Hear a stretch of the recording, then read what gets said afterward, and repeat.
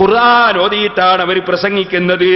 ലാ യുജാവിസു ഈമാനുഹും ഹനാജിറഹും, അവരെ ഈമാൻ തൊണ്ടക്കുഴി വിട്ടുകിടക്കൂല, അവർക്ക് ഈമാനില്ല, അവർ ഖുർആൻ ഓതി പ്രസംഗിക്കുന്നു.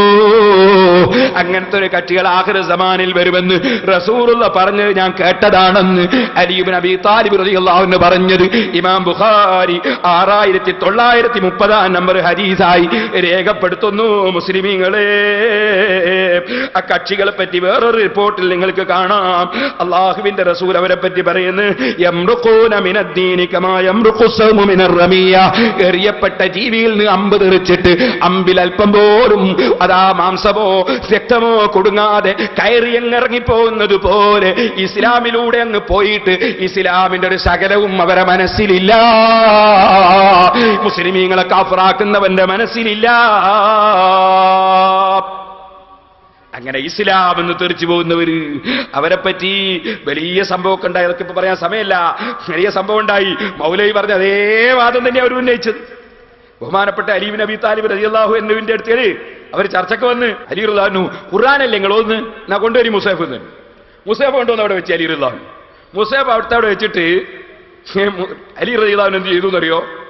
ഇങ്ങനെ കൈകൊണ്ട് മുസഹഫ് ഇങ്ങനെ അവിടെ പിടിച്ചിട്ടുണ്ട്. അയ്യുഹൽ മുസ്ഹഫ് ഹദിസിൻ നാസ്, മുസഹഫെ സംസാരിക്കുന്നു, മുസഹഫെ സംസാരിക്കും. ഖുർആൻ മുറുകെ പിടിക്കണമെന്നല്ലേ, ഖുർആൻ സ്വീകരിക്കണമെന്നല്ലേ ഈ പുത്തൻവാദികൾ പറഞ്ഞു. ഖുർആൻ അതാ പറഞ്ഞു, വാക്ക് ശരിയായ വാക്ക്, ഉദ്ദേശം ദുരുദ്ദേശം. അലി റളിയല്ലാഹു അൻഹു കലിമത്തു ഹഖ്ഖിൻ ഉരീദ ബിഹൽ ബാത്തിൽ എന്ന് പറഞ്ഞു, മുസഹഫെ സംസാരിക്കുന്നത്. അപ്പൊ ഇവര് പറഞ്ഞു, ഇൻസാൻ മാതാ ഇൻസാനും എന്നമാഹു മിദാദും വറഖ്, അത് മനുഷ്യനാ, അത് മനുഷ്യനാ, അത് കടലാസം മഷിയല്ലേ, അത് സംസാരിക്കുമെന്ന് വെച്ചാൽ അലി റളിയല്ലാഹു അൻഹുവിനോട്. അലി റളിയല്ലാഹു അൻഹു പറഞ്ഞു, ഓ അങ്ങനെയാ, എന്നാ പിന്നെ നിങ്ങളല്ലേ പറഞ്ഞു ഖുർആൻ സ്വീകരിക്കണോ, അങ്ങനെ ഖുർആൻ പറയട്ടെ, എന്നാ ഖുർആൻ പറയട്ടെ. അപ്പൊ ഇവരോ അങ്ങനല്ല, പിന്നെ വനഹനു നതകല്ലമു ബിമാ റുവീനാഹു മിൻഹു, ഖുർആനിൽ നിന്ന് റിപ്പോർട്ട് കിട്ടുന്നത് അനുസരിച്ച് ഞങ്ങൾ പറയും. ഓഹോ, അപ്പൊ ഖുർആനല്ല നിങ്ങളാ, ഖുർആനല്ല, ഖുർആന്റെ പേരിൽ നിങ്ങൾ പറയല്ലേ, ഓ അതാ പരിപാടി. ഖുർആൻ പറയല്ല, ഖുർആൻ പറഞ്ഞാൽ ഞങ്ങൾ സ്വീകരിക്കും, നിങ്ങൾ ഖുർആന്റെ പേരിൽ നിങ്ങൾ പറയാണല്ലേ എന്ന് ചോദിച്ചു അലി റളിയല്ലാഹു അൻഹു. എന്നിട്ട് അലി റളിയല്ലാഹു അൻഹു എന്ന് പറഞ്ഞു, ഫഖാൽ കിതാബുല്ലാഹി ബൈനി വബൈന ഹഉലാഇ, എന്റെയും ഇവരുടെയും ഇടയിൽ അല്ലാഹുവിന്റെ കിതാബാണ് എനിക്ക് തെളിവ്. എന്താണ് അവരെ തർക്കം എന്നറിയോ നിങ്ങൾ? അലി റളിയല്ലാഹു അൻഹു മുആവിയ റളിയല്ലാഹു അൻഹു തമ്മിൽ ഒരു തെറ്റിദ്ധാരണയുടെ പേരിൽ, മുആവിയ റളിയല്ലാഹു അൻഹു ഉണ്ടായ ഒരു തെറ്റിദ്ധാരണയുടെ പേരിൽ അലി റളിയല്ലാഹു അൻഹുവിനെതിരെ യുദ്ധം നയിച്ചുപോയി. ആ യുദ്ധം നടക്കാൻ വേണ്ടി വന്നപ്പോ മഹാനായ അംർ ഇബ്നുൽ ആസ് റളിയല്ലാഹു അൻഹുവിന്റെ നേതൃത്വത്തിൽ ഖുർആൻ ഒരു കുന്തത്തിന്റെ മേലെ ഉയർത്തിപ്പിടിച്ചിട്ട് ഖുർആൻ നമുക്ക് എല്ലാവർക്കും സ്വീകരിക്കാമെന്ന് പറഞ്ഞു. ആയിക്കോട്ടെ എന്ന് പറഞ്ഞു. അങ്ങനെ മധ്യസ്ഥം പറയാൻ വേണ്ടി ഒരു സ്ഥലത്ത് ഒരുമിച്ച് കൂടി. മധ്യസ്ഥം പറയുന്ന തീരുമാനത്തിൽ അവിടുന്ന് അവർ പിരിഞ്ഞപ്പോ അലി റളിയല്ലാഹുവിന്റെ കൂടെ തന്നെ ഉണ്ടായിരുന്ന ഒരു കൂട്ടർ പറഞ്ഞു, അലിയേ നീ കാഫിറായി. എന്തേ കാരണം? നിങ്ങൾ അള്ളാന്റെ ഖുർആൻ കൊണ്ട് നിയമം പറയുന്നതിന് പകരം നിങ്ങളൊരു മധ്യസ്ഥനെ നിശ്ചയിച്ചില്ലേ?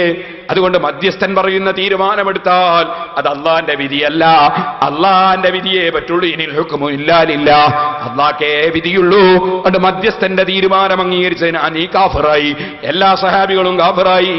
അലി റളിയല്ലാഹു അൻഹുമായുള്ള തർക്കം അതാണ്. ആ തർക്കത്തിന്റെ വിഷയത്തിലാണ് ഈ ചർച്ച. ഇരിക്കട്ടെ, ആ ചർച്ചയിൽ അലി റളിയല്ലാഹു അൻഹു എന്ത് ചെയ്തു? അലി റളിയല്ലാഹു അൻഹു പിന്നെ ഖുർആൻ മറിക്കാൻ നമുക്ക് പറയാ. അല്ലാഹ് പറയാണ്, ഫൈൻ ഖിഫ്തും ശിഖാഖ ബൈനഹിമാ ഫബഅസൂ ഹകമൻ മിൻ അഹ്ലിഹി വഹകമൻ മിൻ അഹ്ലിഹാ. ഖുർആനിൽ അല്ലാഹ് പറയുന്നു, ഭാര്യയും ഭർത്താവും തമ്മിൽ വിയോജിപ്പുണ്ടായാൽ അത് നന്നാക്കാൻ വേണ്ടി നിങ്ങൾ രണ്ട് ഭാഗത്തു നിന്നും മധ്യസ്ഥന്മാരെ അയക്കണേ. എന്നിട്ട് മധ്യസ്ഥന്മാരിൽ നിന്ന് ചർച്ച ചെയ്ത് തീരുമാനമെടുക്കണേ. ഖുർആനിൽ അല്ലാഹ് അങ്ങനെ പറഞ്ഞിട്ടുണ്ടല്ലോ. അപ്പൊ മധ്യസ്ഥം പറഞ്ഞിട്ട് തീരുമാനമെടുത്താൽ അത് കുഫ്റാണെങ്കിൽ ഈ പെണ്ണിന്റെ കാര്യത്തിൽ മധ്യസ്ഥം പറഞ്ഞാൽ അത് കുഫ്റാകണ്ടേ മൗലവിമാരെ? ഇത് പറഞ്ഞിട്ട് ബഹുമാനപ്പെട്ട അലി റളിയല്ലാഹു അൻഹു പറയാണ്, ഉമ്മത്തു മുഹമ്മദിൻ അഅ്ളമു മിൻ ഇംറാത്തി റജുലിൻ, ഇതൊരു പുരുഷന്റെ ഭാര്യന്റെ കാര്യത്തിലാണ് മധ്യസ്ഥം പറയാമെങ്കിൽ മുഹമ്മദ് നബിയുടെ ഉമ്മത്തുകൾ തമ്മിലടിച്ചു പോകുന്നതിന് ഒരു മധ്യസ്ഥം പറഞ്ഞുകൂടാ എന്ന് പറഞ്ഞ പെണ്ണിനേക്കാളും ഈ സമുദായത്തിന് വിലയില്ലേ വിഡ്ഢികളെ? ഒരു പെണ്ണിനേക്കാളും ഭർത്താവിന്റെ ഭാര്യയെക്കാളും ഈ സമുദായത്തിന് വിലയില്ലേ വിഡ്ഢികളെ? പിന്നെ മധ്യസ്ഥം പറയാൻ തീരുമാനിക്കുമ്പോഴേക്ക് കാഫിറാകുമെന്ന് ഖുർആൻ ഓതി പറഞ്ഞ നിങ്ങളെ വിഡ്ഢിത്തം എവിടെയാണ്? അലി ഇബ്നു അബീ താലിബ് റളിയല്ലാഹു അൻഹു ചോദിച്ചു. ആ അലി റളിയല്ലാഹു അൻഹു സംവാദം നടത്താൻ വേണ്ടി ചെറുപ്പക്കാരനായ അബ്ദുല്ലാഹി ഇബ്നു അബ്ബാസ് റളിയല്ലാഹു അൻഹു പറഞ്ഞേച്ചിട്ട് 8000-ഓളം ആളുകൾ ഉണ്ടായിരുന്നു പുത്തൻവാദികൾ. 4000-ഓളം ആളുകൾ സുന്നത്ത് ജമാഅത്തിലേക്ക് മടങ്ങി കേട്ടോ. പക്ഷേ പിന്നീട് അവർ രാജ്യത്തിന്റെ വിവിധ ഭാഗങ്ങളിൽ വ്യാപകമായി എത്രയോ ലക്ഷക്കണക്കിന് അവർ വളർന്നിട്ടുണ്ട്. ചിലപ്പോ പുത്തൻവാദികൾ വളരും, പക്ഷെ കുറച്ച് ദിവസം കഴിയുമ്പോൾ തമ്മിൽ തന്നെ തല്ലി അങ്ങ് തകരും. അങ്ങനെയാണ് ലോകത്തിന്റെ ചരിത്രം. ഖവാരിജ് തകർന്നത് അങ്ങനെയാണ്.